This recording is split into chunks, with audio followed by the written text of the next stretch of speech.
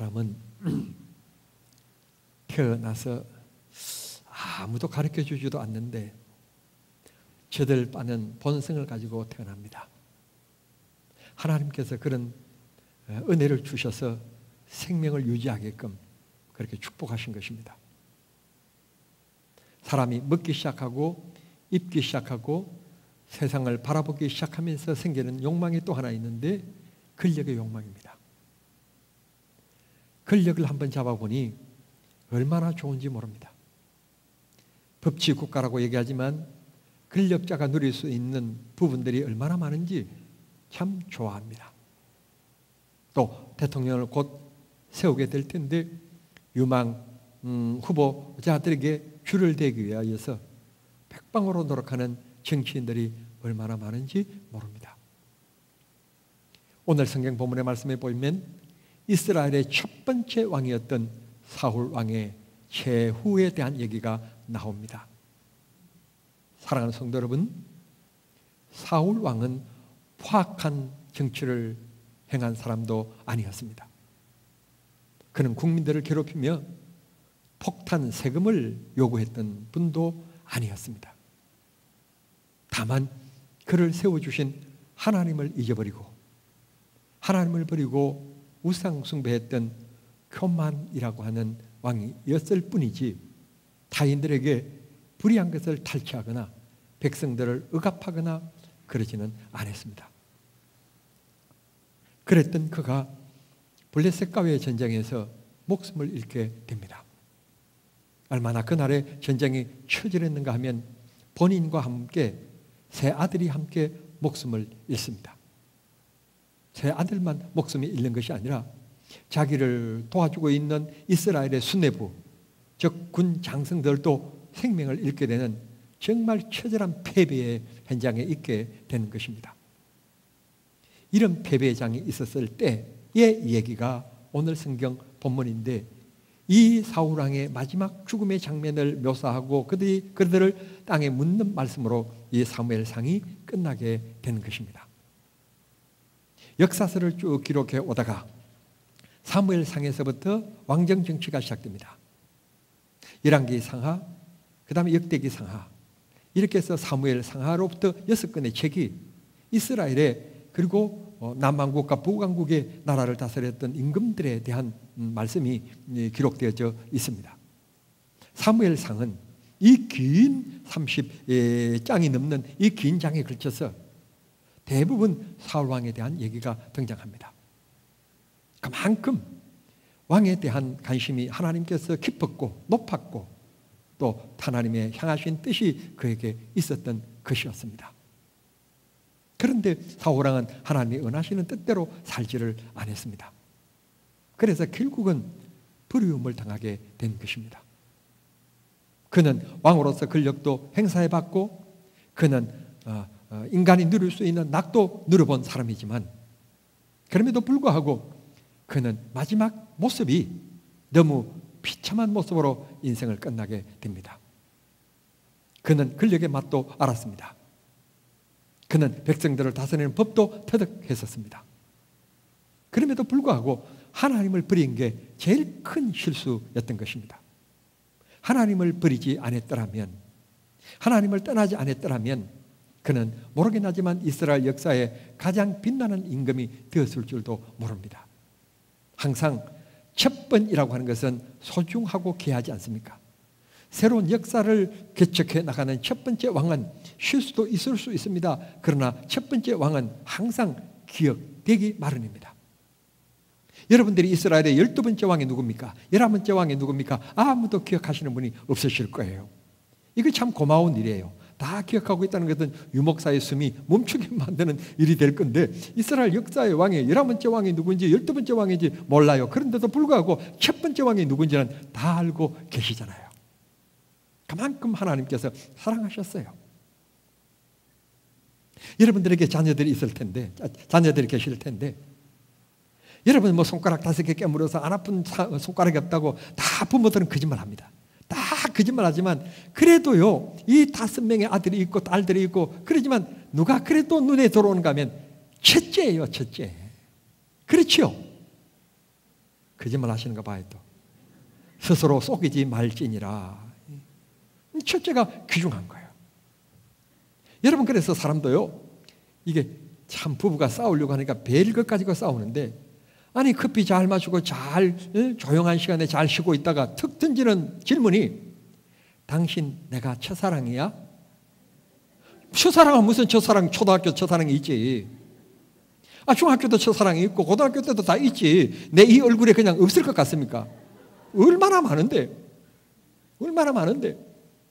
그런데 내가 목사인데 첫사랑이 아니고 당신 한 10번째쯤 될 거야, 그렇게 얘기하면 큰일 나고 난리 날 거 아닙니까? 그래서 정직하자니 전쟁이 일어날 것 같고, 거짓말 하자니 목사 양심의 문제이고, 둘 중에 어느 것을 선택해야만 하겠습니까? 나는 당당하게 얘기했습니다. 당신은 내 첫사랑은 아니라고. 그때부터 입이 앞으로 나와가지고는 전역할 생각도 안 하는 겁니다. 우리는 이렇게 첫사랑도 사모하며 살아갑니다. 마음에 묻으면서 동경하며 추억하며 살아갑니다. 하나님께서 첫 번째 임금을 아무나 세웠겠습니까? 아무나 세운 것이 아닙니다. 그들 가운데 하나님께서 정말 귀하게 보시면서 세운 사람입니다. 기대한 사람입니다. 뜻이 있었던 사람입니다. 그런데 사울은 하나님의 뜻에 맞추어 살지 못했습니다. 국민들에게는 모르겠고, 자기 가신들에게, 자기 신하들에게는 모르겠지만, 적어도 하나님께 선택받은 사람으로서 하나님께 그렇게 살아야 되는데 하나님께 그렇게 살지 못한 사람이 사울 왕이었던 것입니다. 결국 우상 숭배하고 주의 종을 우습게 알고 교만에 빠지고 예배를 시시하게 알고, 그래서 전쟁이 일어나서 결국 한 나라의 수뇌부와 함께 자기 세 아들이 몽땅 생명을 잃게 된 것입니다. 이 소식을 누가 듣게 되었는가 하면 길랏 야베스에 살고 있는 동네 사람들이 이 소식을 듣습니다. 우리의 왕이, 사울 왕이 죽고 목베임을 당하여서 목은 블레셋 사람들이 가져가고 시체는 벳산 성벽에 못 박았단다 하는 소식을 길랏 사람들이 듣게 된 것입니다. 그래서 오늘 성경 본문의 말씀 보니까 이 길랏 야베스 사람들이 밤새도록 그랬습니다.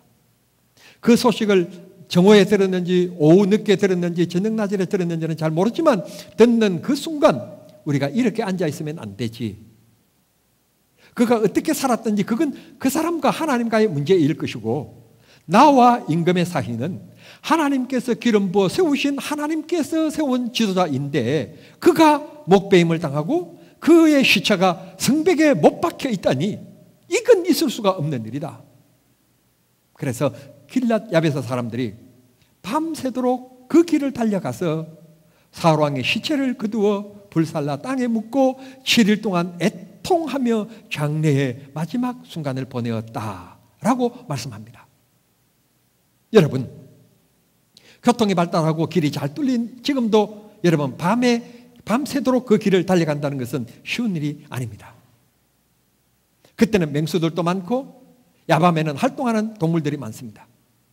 길도 잘 나 있는 것도 아닙니다. 그런데 그 먼 거리를 어려운 곳을 그들은 달려갑니다. 두 번째, 이 길랏 야베스라고 하는 곳은 이스라엘을 딱 보면 위에 단에서부터 물이 흐르기 시작해서 갈릴리 바다, 그리고 갈릴리 바다 물이 또 흘러내려서 사해 바다로 물이 흘러듭니다. 그래서 이스라엘을 그만 보면서 동쪽에 있고 그 요단강을 중심으로 해서 서쪽으로 나누어집니다. 서쪽으로 나누어진 이 땅을 우리는 가나안 땅, 약속의 땅이라고 얘기합니다. 요단강을 건너기 직전인 바로 이 동편 땅은 마치 무엇과 같는가 하면 그저 우리가 시시하게 여기는 저기 경상남도 남해, 혹시 고향이 분이 계신지 모르겠는데 그렇게 얘기하면 촌놈, 선놈 그렇게 여기는 것처럼 그런 거예요. 서울에 살아도, 같은 서울에 살아도, 이게 좀 제가 표현이 정확한지 모르겠습니다만 그냥 설명을 드리기 위한 거니까 이것만 또 꼭 기억해서 또 꼬투리 마시고, 그러니까 너 어디 사느냐 그러면 마포구 상암동 저 꼴짝에 산다라고 하는 걸까요? 강남에 산다 하는 것과는 차이가 있어요. 자, 지도를 한번 볼게요. 길랏 야베스 사람들이 이런 곳에 살면서, 자, 보십시오. 예. 이게 이제 신약 시대의 지도여서 좀 자세히 잘 안 나와 있는데요. 저 위에 데가폴리라는 곳이 있죠. 데가폴리라고 오른쪽 데가폴리라고 하는 곳이 있는데 그쪽에 강이 하나 있습니다. 강. 그 강이 우리가 너무 잘 아는 야복강입니다. 야복강을 중심으로 해서 있는 동네가 바로 지금 얘기한 길랏 야베스라고 하는 곳입니다. 야베스. 이게 이 요단강을 중심으로 해서 동쪽에 있기 때문에 항상 이 사람들은 수해진 곳, 변방에 있는 사람들, 그러면 사람들이 대부분 무시했었습니다. 그 다음에 이제 요단강을 중심으로 해서 왼쪽인데 예루살렘 조금 위에, 사마리아 조금 위에, 그리심산 주변쯤에 뭐가 있는가 하면 방금 얘기한 벳산이라는 곳이 있습니다. 이곳에서 전쟁이 치열하게 일어나서 사울왕이 죽고 그곳에 시체가 못 박혔다는 것입니다. 그러니까 이들은 밤새도록 데가볼리 그 지역에서 그 요단강을 건너서 지금 이곳으로 내려와서 이 사울왕의 시체를 가져가는 것입니다. 저들은 배우지 못했고 문명의 혜택을 보지 못하고 언제나 그냥 새끼를 먹으면 만족할 만큼 그런 바보스러운 삶을 산다고 그렇게 업신여겼던 이스라엘인들이었어요. 길랏 야베스 사람들이었어요. 가나안 땅도 아닌 그 변방에서 사는 사람들이었어요. 그럼에도 불구하고 사울왕이 이 전사에서 죽게 되었다는 소리를 듣고, 죽었다는 소리를 듣고 밤새도록 달려와서 그들은 사울왕의 시체를 거두어 준 것입니다. 자칫 잘못하면, 여러분, 사람이라고 하는 것은 태어나는 정권에는 줄을 서지만 죽은 정권, 지나가는 정권에는 여러분 등 돌리기 마련이고 새로운 정권에 줄을 서려고 하는 게 사람의 심리입니다. 또 이렇게 왕의 시신을 거두어 줬다고 해서 훈장을 얻거나 보상을 얻거나 국가 유공자가 되거나 그런 것도 아닙니다. 그럼에도 불구하고 이들은 아무 대가 없이, 아무 조건 없이 위험을 무릅쓰고 다음 정권에게 불이익을 당해서 길랏 야베스 자기 터전까지 쫓겨나게 될지 모르는데 그들은 밤새도록 달려가서 사울왕의 이 시체를 장례시켜 줬다는 것입니다. 이 사람들의 봉사야말로 그야말로 봉사입니다. 조건 없이 헌신했기 때문에 대가 없이 나라의 어떤 보훈의 어떤 정책에 따라서 이렇게 하면 훈장을 받고 그 자손들이 어떻게 되고 그런 것에 따라서 한 것이 아니라 우리의 임금이, 다시 말씀드리면 하나님께서 기름 부은 우리의 임금이, 하나님이 세우신 사람이 목베어서 벽에 이렇게 못 박혀 있다니 이건 이 나라의 수치이며 국민으로서 우리가 그냥 있으면 안 된다. 달려가서 그 왕을 그 벽에서부터 끌어내어서 그 시신을 잘 싸서 자기 고향에 돌아와서 불살라서 이렇게 장례를 치렀다는 것입니다. 가끔 가다가 우리는 조건을 내세울 때가 있습니다. 우리는 가끔 가다가 이런 일을 하면 박수가 있겠지 그렇게 생각할 때도 있습니다. 길랏 야베스 사람들은 그런 조건과 박수, 그 다음에 어떤 보상, 대가 그런 것 바라보고 일하지 않았습니다. 그야말로 헌신입니다. 그야말로 기독교가 말하는 봉사였었습니다. 그렇기 때문에 이들은 아름다운 것이었고 대가가 없는 것이었기 때문에 순수한 것이었기 때문에 멋있었던 것입니다. 오늘 우리들도 많은 봉사를 합니다. 많은 헌신을 합니다. 많은 사람을 돕습니다. 우리가 줬으면 됩니다. 내가 받을 만큼 약하지 않고 내가 남에게 줄 만큼 넉넉했으니 주는 것으로 감사하십시다. 목사님이 우리 집에 와서 밥을 먹은 밥그릇 숫자가 몇 개인데 그런 거 시시한 거 세고 있지 말고 그저 했으면 되는 겁니다. 창세기 14장 2절에 보면 아브라함이 자기 아내 사라가 죽습니다. 늙은 노년에 비록 자기도 이제 곧 세상을 떠나게 되었지만 늙은 나이에 그렇게 함께 옹기종기 살았던 부부가 사라가 떠나니 어떻게 허전한지, 어떻게 하루하루가 지루한지. 그래서 여기 말씀 보면 14장 2절에 자기 집에서 일하고 있는 늙은 종, 그렇게 돼. 늙은 종. 늙은 종을 어디에 보내는가 하면 하란으로 보냅니다. 하란이 여러분 우르라고 하는 지역, 얼마나 메소포타미아 그 지역, 이스라엘에서 오른쪽으로 꺾어서 남쪽으로 가야만이 그 반도가 있는 곳까지 내려갑니다. 거리로 얘기한다면 1600km입니다. 1600km. 방금도 제가 표현했습니다만 길이 잘 났거나 교통수단이 좋거나 그런 것이 아닙니다. 기껏해 봐야 낙타를 타고 가는 겁니다. 하루 이틀이 걸리는가 합니다. 일주일 만에 갈 수 있는 거리도 아닙니다. 1600km를 갔다 오는 것은 왕복 3000km입니다. 몇 달이 걸렸는지 모르겠습니다. 성경은 몇 달이 걸렸다고 말하지 않습니다. 출발일이 몇월 며칠 날 출발하였다, 몇월 며칠 날 돌아왔다 라고 하는 말씀이 없기 때문에 우리는 그 날짜를 계산할 수가 없지만 추측건데 2500km나 되는 것, 1600km나 되는 이 거리를 갔다가 온 것, 3000km를 갔다가 온 것은 대단히 육체적인 힘도 소모가 되어야 될 뿐만 아니라 정신적인 것도 지탱해 주지 않으면 할 수 없는 일입니다. 그런데 성경은 다시 얘기합니다. 늙은 종, 그에게 가서 다른 곳에 가서 구하지 말고 내 아들 이삭의 부인이 될 사람, 내 며느리가 될 사람을 그곳에 가서 너가 데리고 오너라. 아니 무슨 결혼식이 신랑의 얼굴을 봐야만이 아가씨가 오는 거지. 남편 얼굴도 보지 않고 그냥 늙은 할아버지 한 분이 와가지고 아이고 우리 주인님이 지금 찾고 있는데 주인님의 아들의 며느리가 안 되시겠느냐고 가자고 그렇게 해서 올 또 여자가 또 어디 있습니까 세상에. 아무리 생각해봐도 무모한 일인 것 같는데 이 늙은 종은 사진도 없고 실물도 없고 본인도 없지만 우리 주인이 보내시는, 즉 우리 주인은 하나님을 의지하고 기도하는 분이신데 나를 보내셨기 때문에 하나님께서 우리 주인의 기도를 들으시사 예비해 주셨을 것이다. 내가 가기만 하면 예비한 사람을 만날 수 있게 될 것이다.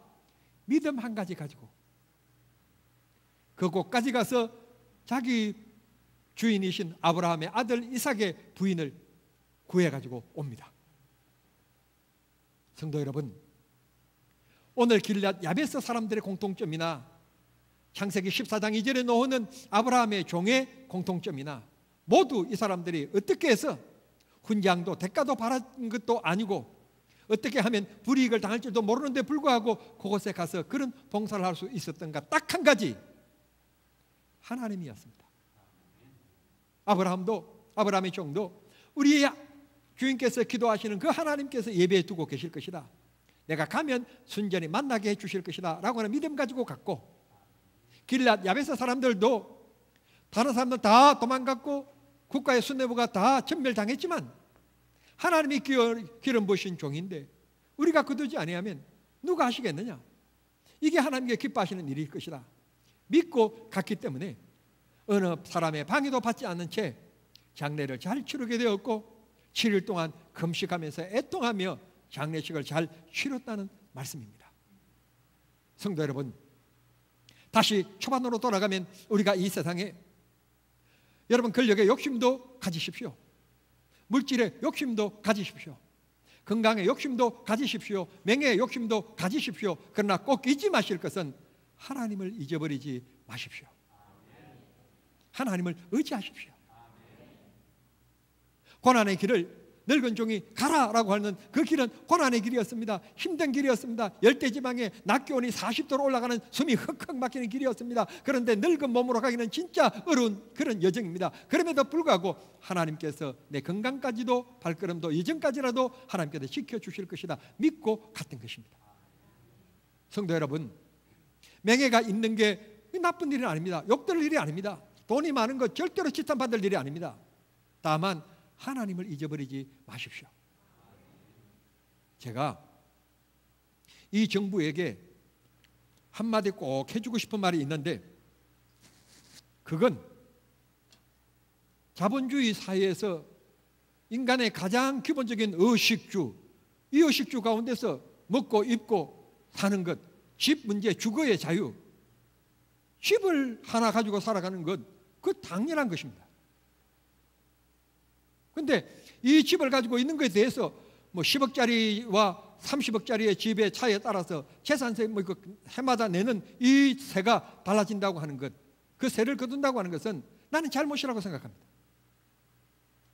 내가 10억짜리 집에 살든지 100억짜리 집을 살든지, 여러분, 내가 집 한 채에 사람이 당연히 한 가구가 한 채에 사는 가를 싸서 살아가는 것은 당연한 건데, 그 집에 대해서는 무가세여야지 그 집에 가세를 매긴다는 것은 난 잘못이라고 생각해요. 왜냐? 그분이 500억 집에 살던다. 그럼 500원의 돈을 그가 잘못했다든지 불의한 방법으로 돈을 취득했다든지 하면 문제지만, 그가 사업한다든지 다른 일을 통해서 열심히 혹은 부모님께로 받았다든지 하는 걸 통하여서 국가에 세금을 다 내었으면 정당한 돈이니까, 불의한 돈으로 산 집이 아니니까, 300억, 500억 집에 살까지 그 돈은 세금을 다 낸 돈이기 때문에, 그리고 내가 집을 2채, 3채 가지는 게 아니라 내가 살아가는 집 하나, 그건 기본적인 것이니까. 여러분, 동의하지 않으시죠? 좌우간 세금 많이 내고 재난기금 또 내일 또 10억 준다 그러면 10만 원 준다 그러면 다 좋아가지고 할렐 하실 분들이니까. 저는 그렇게 생각합니다. 성도 여러분, 우리가 오늘은 현충일입니다. 육자가 4번 들어갑니다. 6월 6일 66주년이 되는 현충일입니다. 현충일은 국가를 위하여 목숨을 바친 분들을 추모하고 그들의 정신을 생각하며 남은 우리들이 이 나라를 잘 지켜나가고 애국심을 다시 우리가 되새기는 날, 이 현충일입니다. 상가들로 놀러가는 날이 아니라 오늘 우리가 이렇게 자유를 누리는 이유, 우리가 평안을 누리는 이유, 이것을 다시 한 번 더 기억하면서 우리도 이 시대의 이 자유를 잘 지켜서 우리 후세들에게 이 나라를 평안한 나라로, 아름다운 나라로, 자유스러운 나라로 물려주기로, 내 역할을 다하기로 다짐하고 생각하는 그런 귀중한 날입니다. 여러분, 저를 보고 욕하려는지 모르지만 곰곰이 생각해 보십시오. 우리가 일본 36년 동안 나라를 잃고 엄청 고생했습니다. 36년 동안 일제하에서 얼마나 애쓰고 얼마나 고통을 받았는지 모릅니다.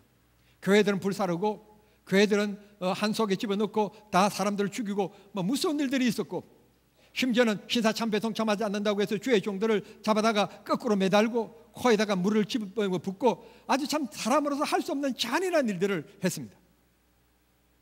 그런 잔인한 일을 할 때 종지부를 찍고 우리에게 자유를 찾게 해준 나라가 어디입니까? 미국입니다. 미국이 히로시마의 원자산을 토함으로 말미암아 항복함으로 우리는 어부지리로 우리는 강복을 얻게 된 것입니다. 강복이 있고 나서 나라가 제대로 기반을 잡기 전에, 나라의 구조가 제대로 갖추어지기 전에, 여러분 2년 후에 1950년 6월 25일 날 6.25가 일어났습니다. 러시아와 중공의 지원을 받은 이 김일성이가 여러분 남침을 감행한 것입니다. 그날이 주일날 새벽 4시였다고 그럽니다. 3일 만에 서울 수도가 그냥 정복되어졌습니다. 몇 개월 안에 쭉 밀고 내려가가지고 부산밖에 남지 않았습니다. 그것도 참 다행인 것은 낙동강입니다. 낙동강이라고 하는 긴 강이 있었기 때문에 그걸 쉽게 넘지 못해서 낙동강을 앞에 두고 겨우 부산만 남아있고 그곳에 대처하여서 수많은 사람들이 생명을 잃게 된 것입니다. 그때 유엔의 계리를 따라서 역시 인천 상륙 작전을 하게 되는데 결국 미군이었습니다. 일제 때도 우리를 살려준 것이 미군이었고 6.25 때도 우리를 살려준 게 결국은 유엔군인 바로 주도했던 미국이었습니다. 두 번이나 우리는 죽을 고비에 하나님께서 이 미군을 사용하여서 우리에게 자유를 주셨고 우리를 살려주신 것입니다. 유엔에서 계리를 해서 16개국, 소위 말하는 우방국들이 이 땅에 왔습니다. 그 당시에 코리아라고 하는 이 나라가 대간들 어디에 있는지 모르면서 그저 배에 타서 몸을 실어서 내리다 보니까 대한민국이었고, 그 있다 보니까 그냥 총을 쏘고 해서 그 유엔군이 죽는데 14만 7천 명이 죽습니다. 나라 이름도 몰라. 이곳에 와서 뭐 어떤 큰 보장을 받을 것도 아니고, 어떤 나라에서 어떻게 도와줄 것을 각오하고 사인받고 어떻게 나라로부터 공인을 받고 그렇게 해서 온 젊은이들이 아니었습니다. 세계 계리를 따라서, 유엔의 계리를 따라서 그냥 이 땅에 와서 싸워서 목숨 바쳐 죽었습니다. 지금도 시체를 찾지 못한 이 유엔군들이 얼마나 많이 있습니까? 우리가 누리는 자유, 우리가 살고 있는 대한민국, 그저 된 것이 아닙니다. 하늘에서 뚝 떨어진 것이 아닙니다. 정말 여러분, 이 다른 나라 사람들은 우리 보면 외국인들이 참 많은데 절대로 색깔이 다르다고 해서 외국인들, 우리보다 더 못 사는 나라에서 왔다고 해서 동남아 지역 없인 여기고 절대로 그렇게 하면 안 됩니다. 내가 도와줄 일이 있느냐? 그러면서 그들을 격려하고 도와주고, 그들이 우리나라를 찾아준 이들인데 그들이 이 땅에 와서 좀 잘 살아보겠다고 열심히 일하러 왔는데 그들을 무시하고 짓밟고, 그러면 절대로 안 되는 것입니다. 도와주십시오. 목이 말라서 마트에 여러분 음료수 하나 구입하러 들어갔는데 뒤따라서 음료수 구입하러 들어온 어떤 흑인 혹은 동남아 지역의 사람이 있으면 하나 더 사십시오. 그리고 하나 더 주십시오. 그리고 예수 아느냐? 물어보시고 질문을 던지시고, 예수를 알면 다행이고 예수 모른다면 교회 예수를 알아야 된다. 그 말만 전해줘도 여러분들은 정말 복음 잘 전하신 것입니다. 군인이 100만 명 정도 죽었고 민간인이 100만 명 정도 죽었으면 서울 사진을 보십시오. 집들은 다 포탄에 맞아서 다 잿더미가 되었고 이산 가족은 1000만 명이 되었다고 그럽니다. 결국 전쟁은 얻은 것도 없이 잃은 것만 있어 다시 원위치 38선을 다시 끊게 되었습니다. 그리고는 세계에서 유일하게 아직도 전쟁이 멈춰지지 않는 나라, 우리가 먼저 시작하든지 북한에서 먼저 시작하든지 아무 문제가 되지 않는, 아직도 전쟁의 휴전 상태, 언제든지 어느 쪽이라도 먼저 총을 쏴도 문제가 안 되는 지금 그런 심각한 곳에 살고 있는데, 지금 군대에서 군인들이 흥청망청 이렇게 하면서 이렇게 할 때가 아닌 거예요. 군인들은 국가의 유사시에 생명을 바쳐서 나라를 지키기 위하여 군복을 입은 게 군인들인데, 군인들이 이렇게 희미하게, 국방장관부터가 이렇게 희미하게 정치권에 휘둘리면서 이렇게 군을 통제하면 안 되는 거예요. 그러려면 옷을 벗어버려요. 다른 사람이 하게. 대한민국이 얼마나 소중한 나라인데, 선교사님들이 피 흘려서 이 땅에 복음을 전해줬고 병원을 짓고 학교를 세우고 얼마나 이 땅을 위해서. 그래서 이렇게 현대에 이렇게 세계 10대의 강국으로, 경제 대국으로 이렇게 우뚝 설 수 있도록 하나님께서 축복해 주신 나라인데, 우리 모두 나라를 위하여서 기도해야 될 줄 믿습니다. 우리는 여야가 있을 수 없고 정치색이 있을 수가 없습니다. 나라가 없는데 무슨 정치색이 있으며 여야가 있을 수 있습니까? 여야에 대해서는 한 목소리를 내야 합니다. 공산주의를 그렇게 모릅니까? 공산주의는 강한 자 앞에서는 약해지고 약자 앞에서는 더 약한 척하면서 다 삼키는 것이 공산주의의 전략인데, 정신을 똑바로 차리고, 공산주의는 무신론자고 하나님을 부정하기 때문에 공산주의는 절대로 기독교에서 인정할 수 없는 체제인 겁니다. 대한민국, 하나님께서 우리나라를 이렇게 사랑해 주시고 축복해 주셨습니다. 마지막으로 오늘 현충일을 맞이해서 오늘 내가 여기 있기까지 나를 영적으로 나를 섬겨주고 믿음의 성장을 위하여 애써주신 부모님이나 선배나 이웃이나 구역장님이나 나에게 복음을 전해준 그분들을 기억하시면서 감사하고, 또 여러분들도 또 다른 영적인 현충일로 그들이 나를 추모하고 나를 기억할 수 있게끔 만들며 인생을 살아가는 축복의 성도님들이 다 되실 수 있게 되기를 바랍니다. 길앗 야베스 사람들처럼, 이 사람들의 봉사처럼 값없이, 대가 없이, 조건 없이 하나님이 기름 부어 세운 귀한 종, 우리들이 섬기지 않으면 어떻게 되느냐? 가서 섬겼던 것처럼 하나님의 일이라면, 하나님의 영광을 일이라면, 성도들을 또 돕는 일이라면 이게 하나님의 뜻이고 하나님의 눈길이실 것이다 믿으시고, 서로 섬기며 서로 존경하며 서로 높여주며 멋있게 아름답게 살아가는 우리 정남중앙교회 모든 성도들이 다 되실 수 있게 되기를 우리 주님 이름으로 축원합니다. 기도하겠습니다. 사랑하신 하나님 우리 아버지, 고맙고 감사합니다. 저희들을 사랑해 주셔서 현충일을 맞게 하시되 이 나라에 자유함을 주시고 이 나라에 보함을 주신 것을 감사합니다. 오늘 다시 한 번 더 길앗 야베스 사람들의 이 아름다운 봉사를 바라보면서 오늘도 이 아름다운 봉사의 정신을 이어받아 살아가리라 마음에 다짐하며 고개 숙인 모든 성도들에게 하나님 축복해 주시옵소서. 축복해 주시옵소서. 몸이 연약한 분들 힘 주시고 은혜 주시고 능력 주시옵소서. 예수님의 이름으로 기도하옵나이다. 아멘.